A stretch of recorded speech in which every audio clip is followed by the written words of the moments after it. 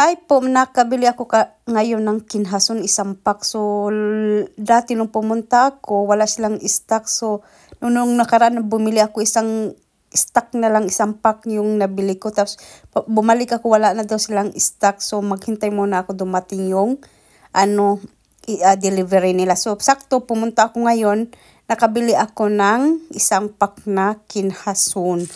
So, malinis, yung kinhason pala, naka-steam na yun nila, luto na ba yun. Tapos, nilinis ko muna para tinanggal ko ng maigi yung buhangin-buhangin. Tapos, kung paglinis, ay nag-prepare na ako dahil nalutuin ko siya agad.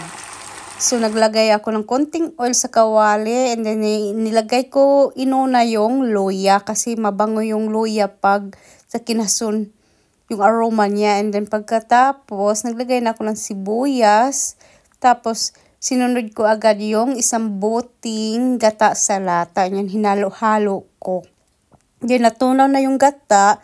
Nilagay ko na yung kalabasa. Kasi gusto ko sa kinhason lagyan ng kalabasa. So, itong kalabasa, alam nyo na mahilig ako sa butternut na kalabasa. Favorite ko siya. So, yan yung nilagay ko. And then, nalagay na lahat yung kalabasa. Tinanggalan ko siya ng balat. So, lagyan na ako ng panglasa ba. So, naglagay ako ng paminta, kunting asin, at saka kunting magic sarap para malinamnam ba. So, pagkatapos ko maglagay ng mga ingredients, yung mga panglasa ba, ako siyang haluon. And then, okay na yan. So, nagcut din ako ng siling pula at saka siling green, isa-isang peraso para gusto ko kasi yung kinhason na maanghang ba.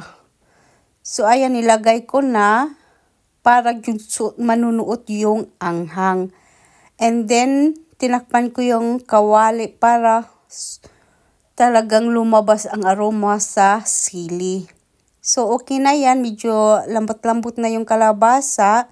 So, ako nang haluin ko muna niya. Ako nang pagtapos ko dyan mahalo, syempre, ilagay ko na yung kinhason. So, yung kinhason na bili ko medyo ginto-ginto lang yung price.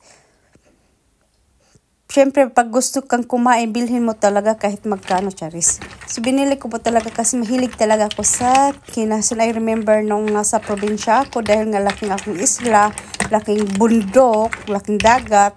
So, araw-araw hinuhuli ko yan pag yung low tide ba yung dagat kasi lumalabas yung mga shells or yung mga kinhason ba. So, ayan, nalagay ko na lahat yung kinhason.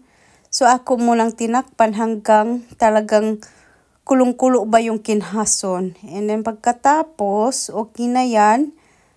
Pati yung kalabasa, malambot na. So, medyo yung sabaw din okay na rin.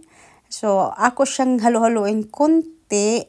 Tapos, nagbutang ko og pichay. Kasi lami po itong na pichay, lami ganit. So, masarap to na ay kalamunggay or alugbati. Wala kasi ako. So, pichay ang nilagay ko. Then, pagkatapos ko malagay yung pichay, hindi ko muna haluin. Hayaan ko muna dyang kumulo. And then, takpan ko lang yung kawali. So, ayan na. Okay na siya. Kumulo na siya. So, ako siyang kunting halo-haloin. Pero hindi ko i-overcook yung pichay kasi mas masarap yung crunchy ba yung pichay. So, ayan, hinalo-halo ko kunti. So, pwede na yan, luto na. Ako na yan i-transfer sa akong lagayan. So, ang sarap nito dahil nga yung spicy talagang manunuot sa laman ng kinhason. So, ayan, transfer ko na. Perfect na perfect to din. Isaw-saw sa sili na may suka. And yan po, kain po tayo.